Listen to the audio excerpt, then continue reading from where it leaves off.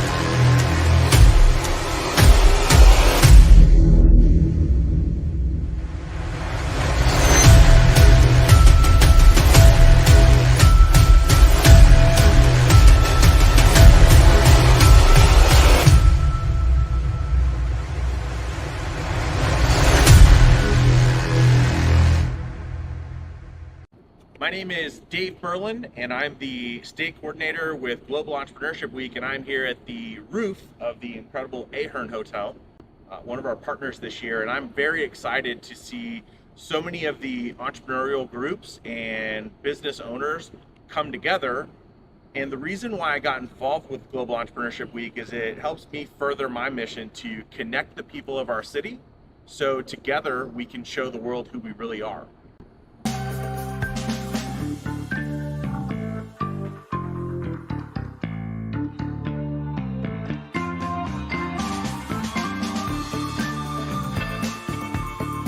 I just want to thank everybody for raising their hand and participating in Global Entrepreneurship Week. Drove down, had nowhere to live. We were in one of the hotels for 6 weeks trying to get somewhere to live. So not planned well. But like the entrepreneurial community here is phenomenal. Like I joined a group called Entrepreneur Organization, and they're my people. Like you know, I tell these stories, and they're like, "Oh my gosh, I did something just like that." Yeah. Whereas most people are like, you're crazy. What? Okay. You did what? And then you did that after you did that. Like, and so I love it here and family oriented. I've made, and I was in LA for 4 years. I don't have a close friend in LA. And here,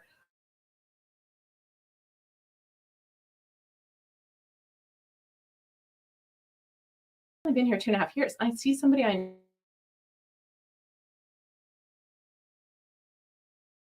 maybe a degree of separation here in Vegas. And again, and it's like that can be great, and that can also be. I just sit with them. I'm like, what's going on, girlfriend? Yeah. And it comes out. Yeah. And I think that's what the beauty is, especially in the female space, is because we tend to come together a little bit more. We tend to share a little bit more. And I think if that's anything that any men out there can learn from us, is speak up. Because even for them as well, there's this like facade and person that they are supposed to be too. Just as women, we bear these burdens, men bear the burdens too of they're supposed to be the strong ones, and they're supposed to, not show emotions and not emote, period. And they have to be the providers and do all these things. And I remember thinking about that because I'm divorced, and just reflecting on my, past relationship and just just all the intricacies with that, and just thinking like, wow, I can't imagine being in a space of all of the stress that could happen as far as having to be the provider, and really knowing like it stops at you. And if you mess up, you are in charge of all these other things and all these other lives and everything. And I think, again, being a business owner, same thing is we think about that, like every decision that we make impacts so many others. I'm Buckley, and I am your community organizer for Global Entrepreneurship Week. The reason why I got involved with Global Entrepreneurship Week is to give opportunities for everyone to see what we really have here in Vegas outside of the Strip.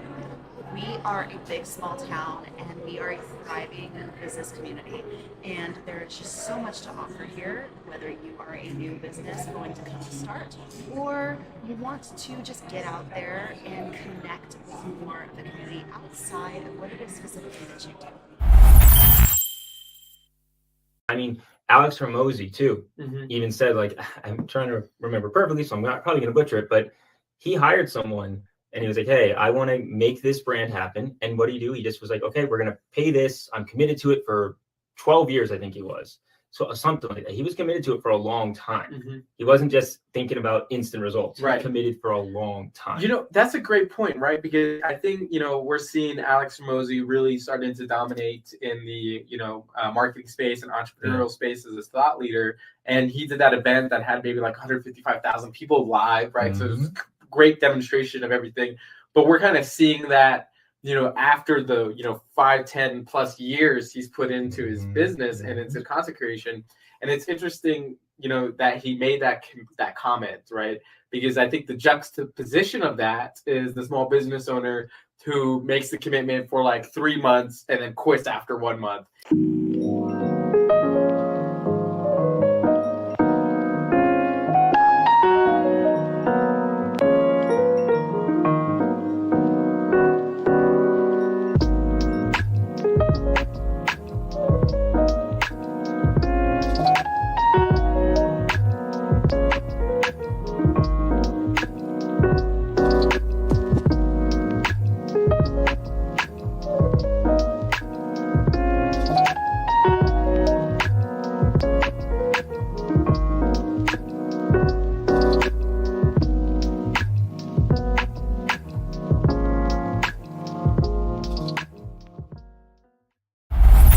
One thing I'm really excited about is all of the entrepreneur organizers, community organizations coming together to host events throughout the valley to really focus on uplifting entrepreneurs and connecting with folks. If you go to the website, you'll find events hosted by people of all ages, people from all different walks of life, and people from all different levels of business.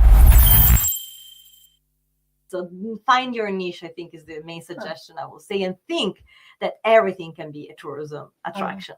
That's so fun. And I mean, again, I think that's the fun part about just entrepreneurialism in general is, again, just hearing something like that. I know that sparked my mind to go in a million ways. And I'm sure somebody else watching this, they're like, oh, this and this and this. And so I do think that could really be that key of, instead of just going in that macro kind of vision, it's really looking at, okay, but what is this area or this sector of this city, this town, this region, what are they known for? It's beautiful, but we wanted tourism so bad that we finally got it, and it was great.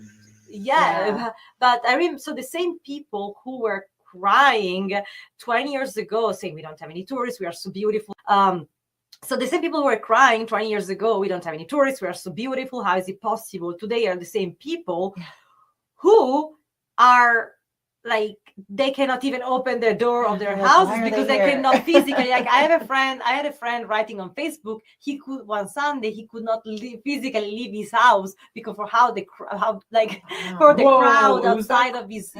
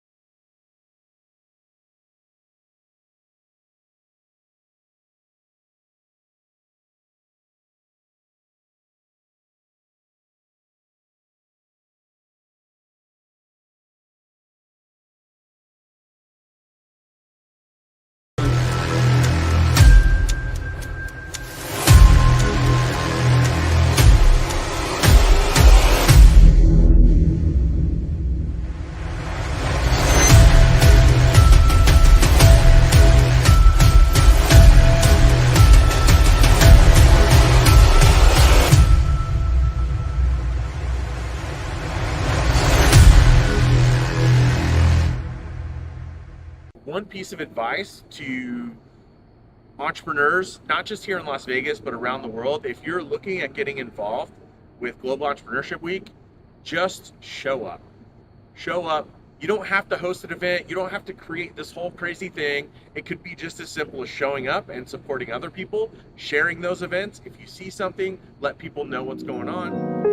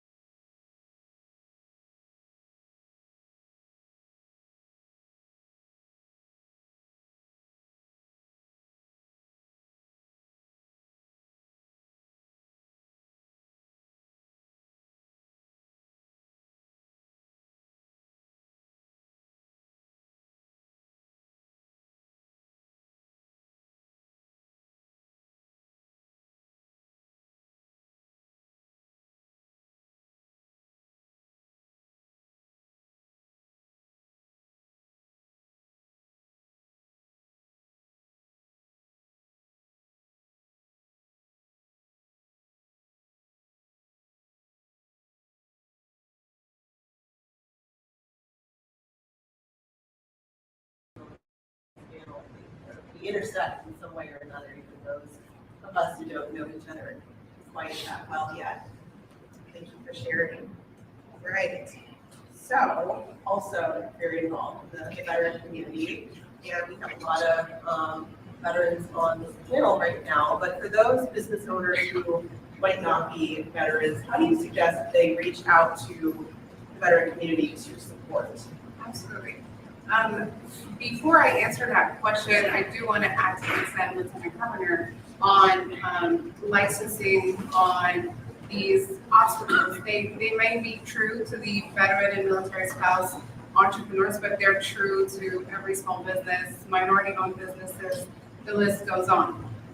One of the biggest issues that we hear a lot from our community is access to capital, right? So licensing is one. The next is access to capital. And in terms of veterans, as a veteran myself, we get a lot of perks, and we have it easier than the military spouses. And so, we have to stand up for the military spouses as well and advocate for them. 60% of all military spouses pursue entrepreneurship. They own small businesses, and they just hop around with their spouse across the world. Having to start from scratch again. And just within the states, there isn't an easy way for them to cross states with these licenses. So they have to, again, license and license and license. Even with banking, they can't even hold the same bank account if they go to a different state. It's very rare. Nevada should be extremely proud. Like it's 8.3% of Nevada are veterans. Right? That's a huge community. And also contribute largely to the economy of Nevada. Clearly, there are a number of issues to be addressed in the veteran and military spouse space, but I think Nevada has led the way in many aspects by addressing community needs. Like it wasn't just veteran specific. The other thing I want to touch on is the workforce development, right? So every year we have like 200,000 people. And of course, it would be me. I have a baby at home. Over 200,000 veterans exit the military every single year. That is a community that's likely and easily retrainable. So retraining the force. As we do at that same tech, we train around 2,000 a year in just technical skills. So the cybersecurity, the web development, so workforce development is essential. Veterans and military spouses make great, not only entrepreneurs, but product managers and program managers and project managers and people managers. So all the PMs. So if there is a need to establish, develop workforce, I would say tap into the veteran and military spouse community for sure. And then getting back to your question, how do we reach veterans? Right? Easily, they're not scared to do anything. Veterans and military spouses are equipped, right? There are in a startup world, in a business world, it's like a war zone, right? It's extremely stressful. I would say these communities are far better equipped emotionally and just largely with skills, soft skills, etc., to run the daily operations and just take it to the next level. Amazing. Thank you.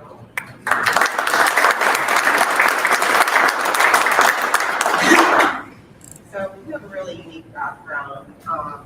I'm curious how your experience in cannabis activism has shaped your approach to business and like what you're doing right now in your current niche. Yeah, so I think the first thing that I'd like to say about that is, being in cannabis, I consistently was never being taken seriously, right? So I was either the stoner in the room or, maybe just kind of the impractical person in the room, the dreamer, whatever. So I think that I had to definitely learn how to navigate on my own very easily because people weren't necessarily offering their assistance. Plus, cannabis is a new realm, the road less traveled by. So there were just a lot of new things happening. My experience in activism and work in policy reform also made me very familiar with kind of how different government agencies work. and which agencies are also kind of set up to work for you and help you. So when I started my business, I utilized, of course, the SBA and SCORE and women's business development centers, things like that, which are actually all in the offices right around the corner here. But that background with government policy helped me realize, I can call my congressperson and ask them for a resource. Or, now that I know that Sarah, is the head of this department, thank you, Lieutenant Governor, for your work on creating that department. I think that's really important. I think that having like a sounding board or having someone that you can call and just ask for, pointing you in the right direction. I had a situation where, unfortunately, a contractor didn't do a job properly. I found out that there's contractors boards that I can contact, and they'll tell me specifically what's legal and not legal. Those things help navigate. When it comes to licensing and a lot of the hurdles that we've been talking about, something that I think that is even, it's not necessarily a barrier, but the Secretary of State, you file your business license.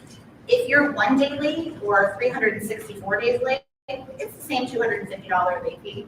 So I had a baby this past year, I was literally a day late, just, filing my renewal, $250 fee. Seems a little harsh, So some of these types of things, you try to share with people that you meet, and as you're meeting other entrepreneurs or small business owners, like share those little tidbits of things. Nothing is a secret anymore. I think it's better that we just kind of help each other out and offer that hand and share the resources. Amazing. Thank you. All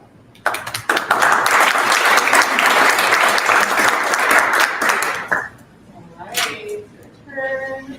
So you're really tapped in the North Las Vegas community. So I'm curious about what you're doing specifically in North Las Vegas and small business owners and their challenges, and how you're leveraging your tech expertise to help level them up. Yeah, really great question. I'd have to echo what Ikram was saying about resources to small businesses being access to capital is one of the biggest pieces that most small business owners talk about. Following that would be some form of technology and marketing, right? So more marketing brings in more revenue. Revenue helps them with the capital challenge. And so over at Nevada Partners, we have an initiative called Promise Startups. It's really focused on helping entrepreneurs go 0 to 1. I know in the startup ecosystem, when we think about the startup ecosystem, we're talking about raising millions of dollars, right? Like the headlines reads Series A, 60 million raised. But that's not the story for most small business owners and micro enterprises, right? The story for most small business owners is how can I make 100 to 500K this year so that I can take care of my family?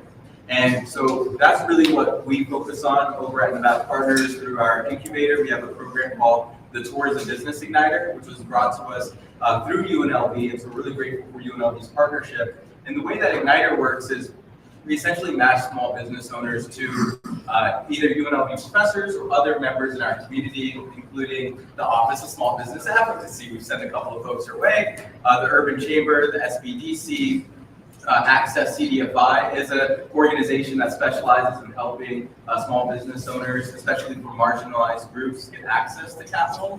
And so that's really the charge of our Igniter, is helping those small business owners get those resources so that they can generate profits and revenue to take care of their families. And so one thing that we've done, and this is kind of, I'm trying to do my best to learn from some of the seasoned downtown entrepreneurs, and from Dave and Megan in terms of community organizing, right? Events, dates on the calendar help bring people together. And so one thing that's been consistent in marginalized communities all across America is broken promises. So consistency is super important. And so we started an initiative called the Promise Startups Conference, where on the first Saturday of every month, we bring together our UNLV resources, our nonprofit partners, and we just kind of create this space of workshopping and workshopping your business at Nevada Partners. And so that's on the first Saturday of every month. So you sound like, if you are a small business owner who's not yet doing 100 to 500K, you want a community to tap into, I really welcome you to that space. And if you're somebody who can bring resources into our space, I'd love for you to come join us. And the cool thing is, we'll always cover food. We buy food from our business owners, and it's always a bonus.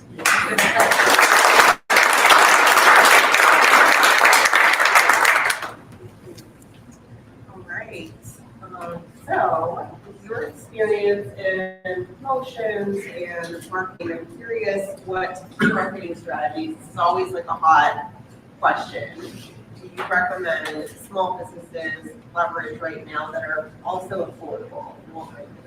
Sure. I mean, my business is uniquely situated to tackle the branding aspect, allowing your logo and your brand to be visible as possible.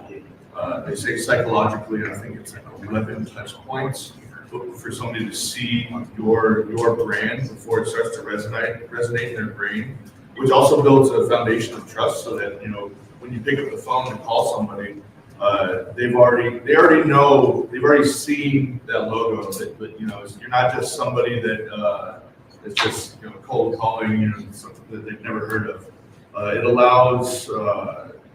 allows you to build that reputation, and it's not one of those things either that is going to have an immediate return on investment, and it's very difficult to calculate as well. But when you start going around and you're like, oh yeah, I've seen your logo. Oh, I know what that company is.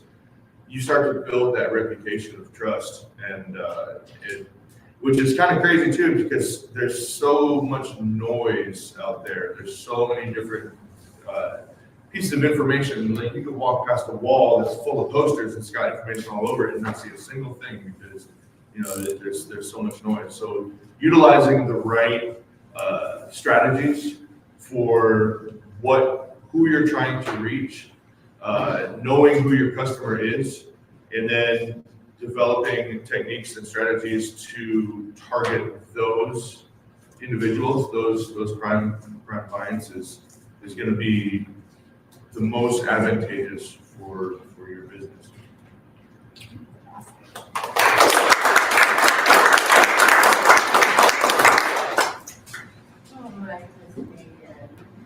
So you were so involved in Global Entrepreneurship Week, I know, because I was right there with you, but also at the same time working on building up your new tech startup, which is very oriented in the AI space.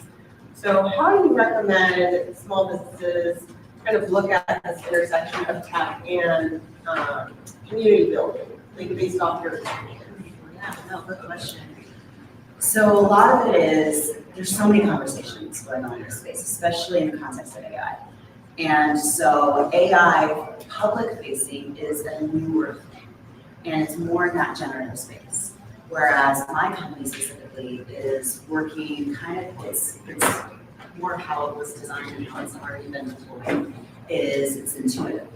And so it's, you know, grabbing multiple data points to then learn behaviors and patterns to then suggest. And so from, you know, just a general business standpoint, really just in our community and society, innovation is coming. Technology is growing, and we're leaning towards a more connected way of life and connected with technology. And so where I like to advocate, not only for my own company, but just in general, it's, would you like to have some control over that? Would you like to be in that conversation? And so that's where education becomes a huge tool. The more educated you are about any given topic, the more you kind of know, how can I use it to my advantage? How can I manipulate it to work for me instead of against me? And that's where you kind of alleviate a lot of the unknowns. And so, because it's really the idea of, it's not really the fear of what is happening, it's really the fear of what we think the unknown is. And so again, it's all perception. And so how do you start controlling that conversation? And it's, again, we're going in the way of more technology being integrated into our daily lives. And so it's being, you know, kind of more proactive, what I say. And when I was even in business development prior to coming into my own company, it was having these conversations with business owners or even if I'm working with, you know, members of a corporation.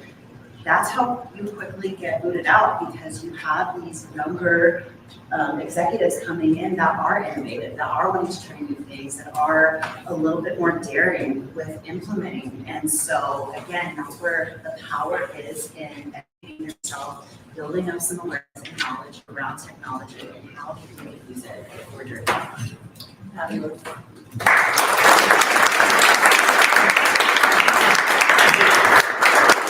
And last but not least, Dave. So one thing that I know, and most of you who know Dave know about him, is he is such an expert relationship builder. And not everybody has that gift innately, obviously. And often it's because people are too shy or there's some sort of insecurity. So can you talk a little bit about how you've been able to foster this skill, and for those who might be on the more reserved side, and how can they start to put themselves out there to build relationships effectively, particularly in Las Vegas? Yeah, thank you for that. I'll keep it short because my voice. Relationships matter. People matter. I don't know, just by show of hands, has anybody here ever been affected by or had a heart attack or stroke? Has anyone been affected by that? Somebody in their family? What happens after that? People either change their behavior or they don't. In the description there, the whole world suffered a heart attack with COVID when the world was shut down and in-person meetings didn't happen anymore. It very much affected Las Vegas in a way that nothing ever has before. Where if you compare it to 2008, 2008, there wasn't one casino that was closed. In this case, all of them were. So we either have to change our behavior or we don't. And I feel like we did because of community. As soon as everything stopped and all of the resources and everything went away, the only thing that is left is the relationships that you have and the communities that you've built. So the importance of it is just that we don't know what we're up against. Simon Sinek talks about this in the infinite game, right? The game is going to keep going on and on and on and on. But one thing that does matter is that we have relationships that carry us through that transition or through that evolution. So for anybody that's looking at getting more involved, or if you're not generally the person, I'm not saying you have to go out and start it. If you do, there's nothing more powerful than a date on the calendar. I always say, mark your calendars, there's something next. So if you haven't